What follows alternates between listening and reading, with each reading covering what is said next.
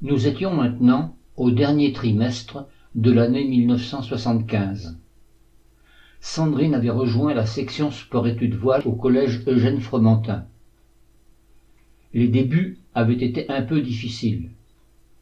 Elle manquait manifestement de pratique, mais elle s'était vite adaptée. Son entraîneur, Bernard Bonneau, connaissait son niveau de départ. Comme c'était l'année de la création de la section, il n'avait pas été trop exigeant sur l'expérience acquise par les enfants inscrits dans la section. La Société des régates rochelaises recherchait un moniteur pour entraîner les autres enfants pratiquant l'optimiste durant l'entraînement du jeudi. Michel Barbier, le délégué régional, m'avait demandé si je voulais bien accepter de m'occuper de ces gamins. J'avais accepté. Toutes les semaines, j'allais sur l'eau avec le Zodiac de la SRR. J'allais également le samedi après-midi et le dimanche assurer la sécurité en mer lorsqu'il y avait des régates organisées par le club nautique. Un dimanche de septembre 1976, Michel Barbier me dit « Écoute Louis-Paul, ce serait bien que tu organises la voile scolaire à La Rochelle. Nous avons une section sport-études, mais il nous manque une structure de base en optimiste pour assurer le recrutement des prochaines années. Prends contact avec ton inspecteur et tâche d'obtenir les autorisations nécessaires. Je me charge de la partie logistique. Le directeur de l'école de voile est d'accord pour participer et pour prêter son matériel. J'ai également 2 moniteurs à ma disposition, Luc Gélusseau, qui travaille à sport-études, et un étudiant, le jeune Muscat. Avec toi, vous seriez 4 pour encadrer. Ce serait idéal pour une classe entière. » J'allai voir M. Gégou, mon inspecteur, et je lui exposai notre projet. Il réfléchit et me répondit « Je vous autorise à monter votre projet. Prenez contact avec l'inspecteur de la jeunesse et des sports, mais je vous préviens, en cas de problème, je ne vous connais pas. » C'était une manière élégante de se décharger de toute responsabilité. Cela ne me découragea pas. Je pris contact avec le service de la jeunesse et des sports. Je rencontrai l'inspecteur en charge de la voile et l'affaire fut entendue. J'eus la permission de monter mon stage de voile pendant le temps scolaire, à raison d'une séance d'un après-midi par semaine durant une dizaine de semaines. La seule contrainte était que je devais emmener seulement les enfants nageurs de la classe. Après entente avec André Gaud, j'allais sortir avec les nageurs de nos 2 classes. Pendant ce temps, il se chargeait d'occuper les enfants qui ne pouvaient pas participer. Cette solution me satisfaisait à moitié, mais je n'avais pas le choix. Cela nous occupa une bonne partie de l'automne. Les conditions, à cette époque de l'année, n'étaient pas toujours idéales. Il y avait parfois un peu trop de vent et l'eau n'était pas très chaude. Ce n'était pas le moment de dessaler. Finalement, tout se passa bien. Les enfants adoraient cette nouvelle activité. Nous faisions des envieux autour de nous. Au cours du premier trimestre de l'année 1977, je reçus une lettre de M. Gégou. Il me transmettait une circulaire du ministère de l'Éducation nationale proposant un stage de préparation à l'encadrement des classes de mer.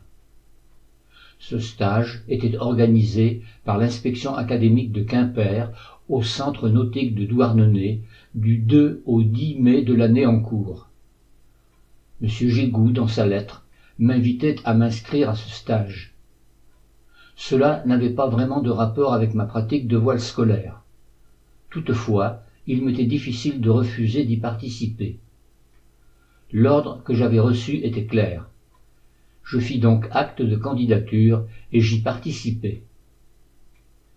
Le stage se déroulait en partie à Douarnenez.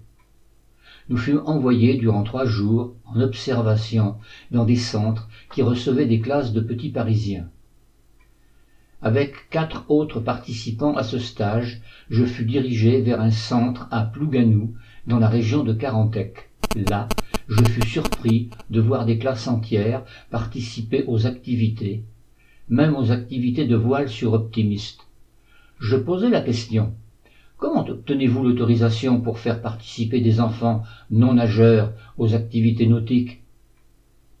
Il me fut répondu que tous les enfants étaient testés à l'aide d'une brassière. Il leur suffisait de parcourir 25 mètres avec gilet de survie dans l'eau pour être acceptés. En réalité, tous pouvaient participer. Il était bien rare qu'un enfant panique du moment qu'il était soutenu sur l'eau par ce gilet de sauvetage.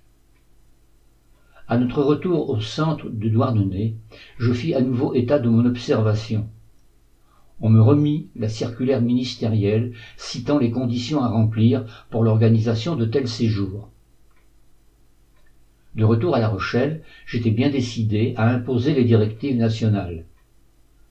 Comme l'année précédente, une réunion nous rassembla, les principaux responsables de la jeunesse et des sports, le conseiller pédagogique de l'éducation nationale en charge du sport et moi-même pour mettre en place le calendrier pour la nouvelle saison de voile scolaire. J'avais fait des émules. Nous étions maintenant plusieurs à vouloir faire pratiquer la voile à nos gamins.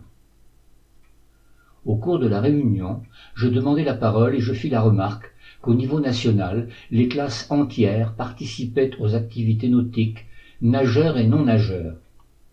Je sortis la circulaire qui m'avait été remise à Douarnenez. Il y eut un tollé de protestations de la part des autres membres à la réunion. On me fit remarquer que nous n'étions pas dans le même contexte, que cette circulaire ne pouvait pas s'appliquer dans notre cas, et que je voulais leur faire courir un risque inacceptable. C'était hors de question qu'ils acceptent une classe entière. Je devais me plier à leurs décisions et au règlement qu'ils avaient préparé. Dans ce cas, leur dis-je, mes élèves n'iront pas faire de bateau. À la fin de la réunion, le jeune inspecteur vint me trouver et me dit « Vous me mettez dans une drôle de situation. C'est vous qui êtes à l'origine de la voile scolaire à La Rochelle et vous m'obligez à vous refuser l'accès de votre classe à cette activité. Je suis désolé, monsieur l'inspecteur, mais je m'en tiens aux textes qui m'ont été remis au stage de Douarnenez. Je demande simplement leur application. » Et l'affaire en resta là. Quelques jours plus tard, je rencontrai Michel Barbier dans la rue. Entre-temps, il avait été nommé entraîneur national et il travaillait au ministère de la Jeunesse et des Sports à Paris.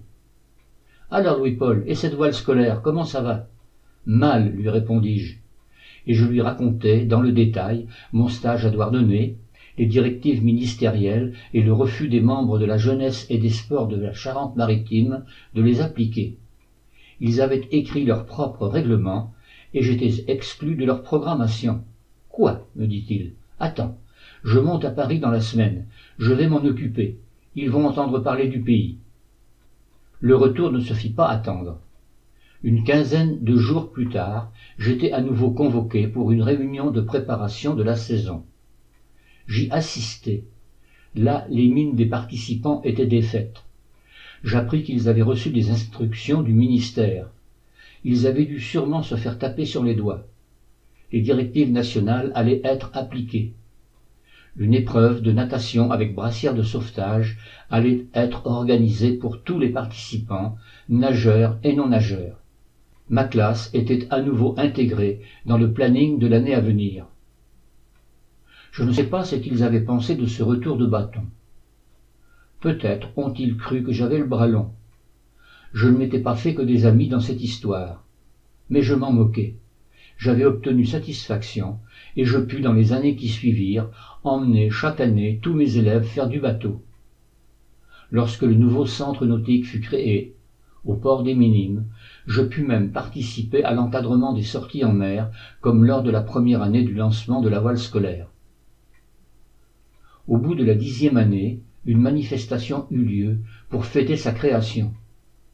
Curieusement, ce fut le conseiller sportif, l'un de ceux qui s'étaient si violemment opposés à la circulaire ministérielle, qui fut félicité et décoré. On ne m'avait pas invité à l'événement. Le ressentiment devait toujours être bien présent.